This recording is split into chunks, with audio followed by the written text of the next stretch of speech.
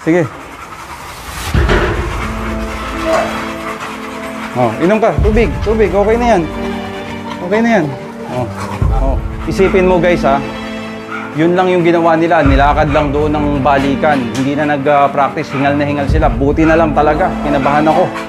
Sobrang maingat ka. Eh lalo na ako. Namatayan na ako. Kaya talaga nag-iingat ako.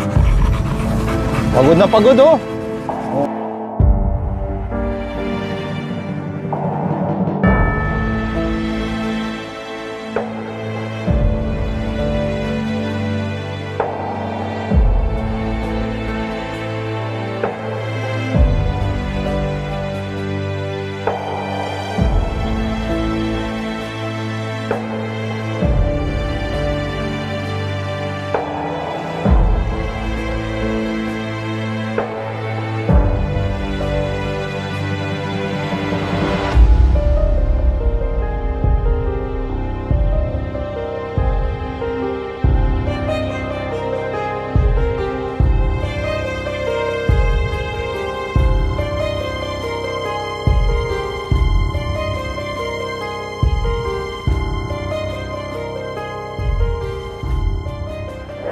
Hi guys, welcome back to my channel. Sa mga hindi pa nakaka-subscribe, please subscribe. Sam Walastik.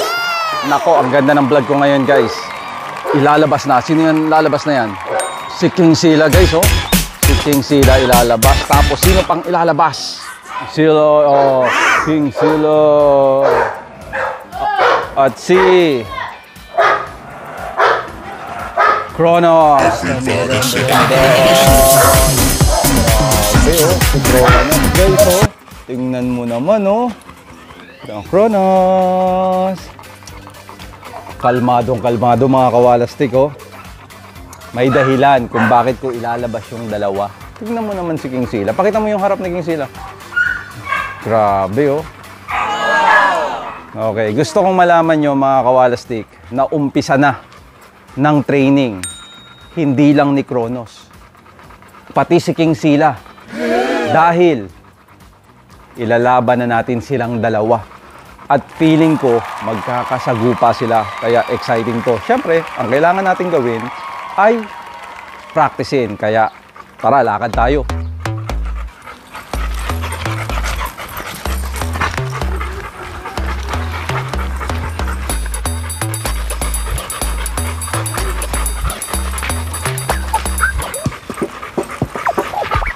Kronos!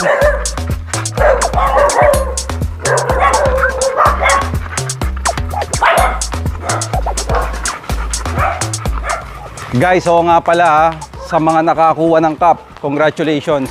Ang dami nag-message sa akin, wala na po, sold out na. Tandaan nyo, limited edition lang to. Kaya abangan nyo ang susunod ko na pag-release kasi ginagawa na napakaganda mga kawalastik. Abangan nyo. T-shirt nga pala, ang dami nagtatanong. So, ang gagawin natin, isi-send ko muna sa lahat ng nag-order. Kung may matira, ipopost ko sa page natin mga kawalastik.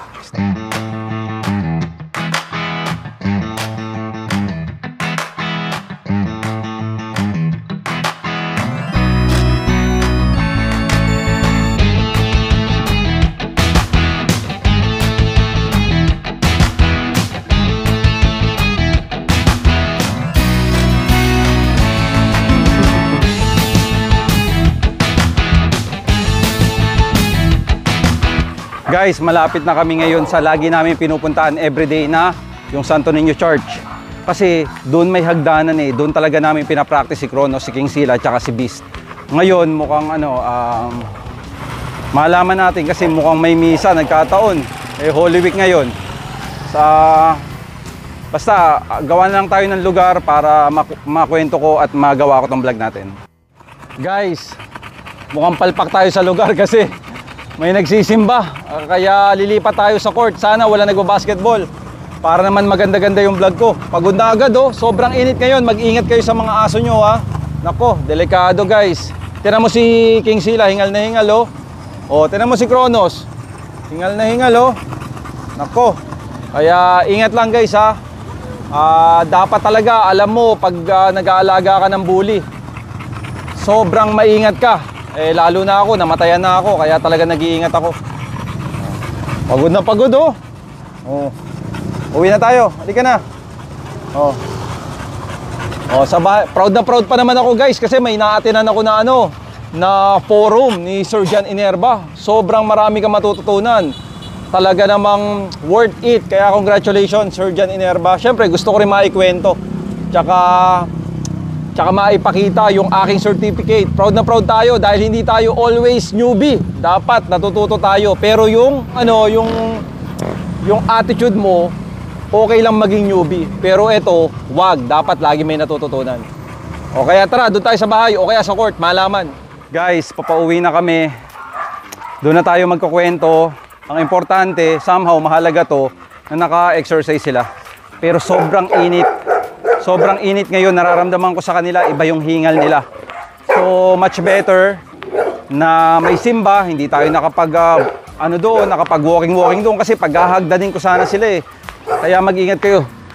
Sobrang init na, ha? Sobrang init na mga kawalastik.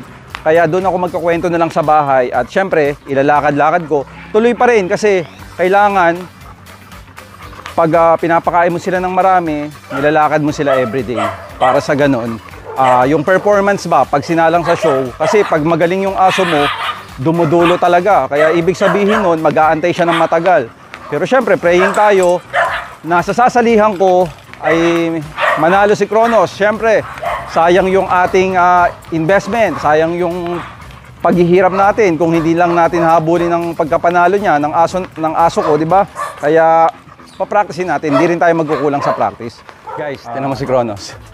Nakaabang yan. Nakaabang na yan, di ba? Hingal na hingal sila ngayon, guys, para bang buti na lang, para bang sinagip tayo ng Diyos para sa kanila na hindi tayo matuloy doon. Kasi biruin mo, aakitin ko sila. Ang style ko kasi guys, Kronos, come here. Oh.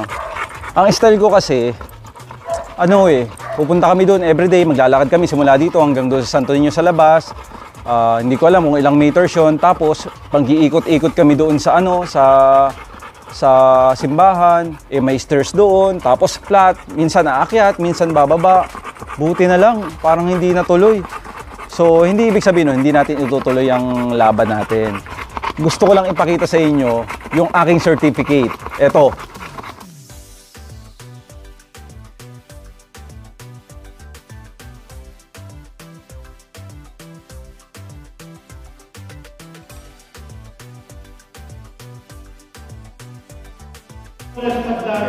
Wala siya. Isang malas dito. Ano ngayon ako? Ano pangalan sa malas dito? Okay. Jonathan Sabino. Pitch. Thank you po. Ano, kasama mo ba? Asawa mo? May kaso ko rin Oy!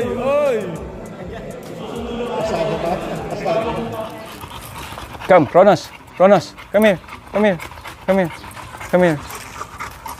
Oh guys, tandaan nyo ha. Ang turo sa atin, wag munang papainumin pag hingal na hingal ha. Oh. Actually, bumalik na nga somehow yung ni King Sila eh.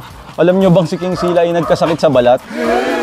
Namula, parang na-allergy siya. Buti na lang, meron tayong kaibigan doktor, ang aking kumare, May Primavera, shoutout sa'yo. Sobrang salamat. Ngayon, okay na si King Sila. Oo nga pala, sa contest na atinan namin, need isali si King Sila. Yan, first time sasali si King Sila. Pero, syempre, dahil first time niya, hindi ko ini-expect na mananalo siya. Pero kung mananalo siya, di thank you. Pero kasi ang mga kalaban niya ay si Kronos. Kaya tingnan natin. Bata pa naman to. Kumbaga, accepted ko naman kung matatalo si King Sila. Ang importante, naka-experience siya. So, ayun na nga. Tuloy-tuloy na ang aming galaw at ang dami kong natutunan doon sa forum na yun. Biruin mo ang pala ng American Bully, ang tawag dito. Ang history ng American Bully ay from West Coast to East Coast na isa doon ay parang gusto nila ng pitbull, pero gusto nila mas malaki ulo, mas malapad ang katawan. Parang syempre tataas ang kilay nga daw ng pitbull. Kasi nga, hindi, ito ang standard namin eh. Hindi yan pwedeng sumali. Yun, sabi ng UKC noon, nung UKC. Ngayon, kaya doon na nag-start na nagawa na ng sarili. Kaya ayun, may American Bully na. Pero pagkatapos nun, okay na, accepted na. Kasi ano na siya eh, breed na siya eh. Kaya yun, ang dami, actually ang daming sinabi ni Sir John Inerba na talaga namang mabubusog ka sa knowledge. Yung kumbaga talagang, worth it ang pinunta ko. Ang dami ko natutunan about sa breeding, kung paano magiging ganito, yung basta sobrang na-amaze ako na yung akala kong bawal, pwede pala, 'di ba? Salamat kay Sir John Inerba dahil si Kronos ay somehow ay nagustuhan niya kasi nga lapad nito. Ayan na, dumadaan na. Oh, ayan na, dumadaan na. Oh, ayan oh. Sobrang ganda kaya syempre papakita natin yan kay Sir John Inerba na si Kronos. Kronos, lakad ka ng lakad. Oh. Si Kronos. Pakita mo, lakad si Kronos. Laki ng katawan, no? Grabe, 'di ba, guys? Oh. Syempre, guys, always ready naman si Kronos dahil alam naman natin na sumali na siya sa Brazil, alam na niya. Excited ako na lumaban sila. Kulokod oh. Guys, siguro hindi ko na siya i-walking kasi nga hindi pwede mga kawalasti kasi nakita niyo naman hingal, 'di ba? Sila muna bago vlog. Natatandaan niyo yung dati kong sinabi. Puro vlog kami, tapos hindi na namin nakikita yung aso, yung pala si Madboy yun, yung namatay namin na aso. So ngayon, syempre sila muna bago vlog. Pero ang maganda nito, nandito na tayo sa bahay, kumbaga kaya na natin, meron tayong mga tubig, kung ano man. Gusto ko lang i-promote to. To, lapit ka. Gusto ko lang i-promote ang aking collar choker leash ng Wallastick Pets. Ayan, no? Pasensya na kayo, madumi. Pasensya na kayo, madumi guys ha. Pero, available na uli yan. Available na uli to sa Shopee, Lazada, and TikTok. Kaya order na kayo kasi ang dami naghahanap sa akin eh. Collar choker leash, napakatibay na leash. Saktong-sakto sa medium to large dog, kayang-kaya. Kahit motor, kaya nitong hatakin sa sobrang tibay nito. Choker yan ha, hindi yan basta collar guys ha. Ang kagandahan yan, ayan ha, di ba? Yan yung pinakadulo niya. Pag nag-wild yan, maglalak talaga siya. So, walang dahilan para makakawala ang aso. Kaya bili kayo ha, kasi sobrang all original by Wallastick Pets to. Okay guys, naka 10 minutes na tayo, pwede na natin painumin yung mga aso, pasok na natin sa loob. Tara! Come! Oh, dito, drink water. Sige. Oh, inom ka, tubig, okay na yan. Okay na yan. Oh. Isipin mo guys ha, yun lang yung ginawa nila, nilakad lang doon ng balikan, hindi na nag-practice, hingal na hingal sila, buti na lang talaga, kinabahan ako. So ngayon, ipapahinga ko na lang sila, basta ang ginagawa ko dyan mga kawalastik, ay talagang everyday ko silang nilalabas, lalo na kung idodog show mo yung aso, tapos nilalakasan mo yung kain nila. Kasi pag nilakasan mo lang yung kain nila, tapos wala namang ginagawa, nasa cage lang, ay paglabas niyan, konting step lang yan, hingal na agad. Kaya ang pinaka-importante, pakainin mo na marami, pero ilalakad mo lagi. Yun. Para, kumbaga, papracticein mo lagi. Eh si Kronos, napakakapal ngayon mga kawalastik. Kaya nag-iingat ako. Si Kronos, first time na lumalakad kami, umistop, huminga, tapos lumakad ng mabagal. Eh hindi pa naman lumalakad yan ng snake walk. Ang lakad yan yung parang ganun no. Pero siya, ang lakad niya ngayon parang ganun. Kaya stop muna tayo. Safety first ng mga aso natin kasi nag-iisa lang si Kronos, mga kawalastik. Nag-iisa lang si Kronos. Tingnan mo, gusto kong to. Ay, umiinom na si King Sila, buti naman. Ayan medyo okay na. Medyo okay na yung balat ni King Sila, pero sana sa pinaka-show, mas pinaka-okay pa. Guys, tuwang-tuwa ako sa sinabi ni Sir John Inerba sa akin about kay Kronos. Kasi inaano niya yung packet, Standard, Classic, tsaka XL, nakakatuwa. Basta, hindi ko na sasabihin, iyayabang ko pa. Basta, Sir John, salamat sa pag-appreciate ng XL ko. Ito nga pala yung napanalunan ni Kronos, ha. Re-reviewin ko lang. Sa ABKC nung Uncage, ang napanalunan niya ay lahat ng XL. XL 1 to 2 years old, best XL na male, tinalo niya yung female, tapos hanggang naging overall XL siya. So ganun kaganda si Kronos, kaya looking forward ako dahil may ginugol tayo. Siyempre gusto ko maging champion si Kronos at gusto ko makilala si Kronos kasi deserve niya yun. Napakagandang aso. Napakagandang aso. Wala pa ako nakitang aso na katulad niya na talaga namang malaki, malapad, pero kung lumakad, para bang yung mga pang-show na horse. Nakalimutan ko yung tawag na yung bumabounce-bounce na ganun. Sobrang amazing tong aso na to. Kaya kailangan makagawa tayo. Kaya may kulambo yan. Pakita mo yung kulambo. Pakita mo yung takip. Ayan. Oh. Aabangan natin yan mga kawalastik. Dahil walang imposible sa prayer. Prayer lang yan. Sana mag-take si Dollar. Kasi talagang magkikip ako dyan. Kasi pang-show talaga yan. Sure ball ako.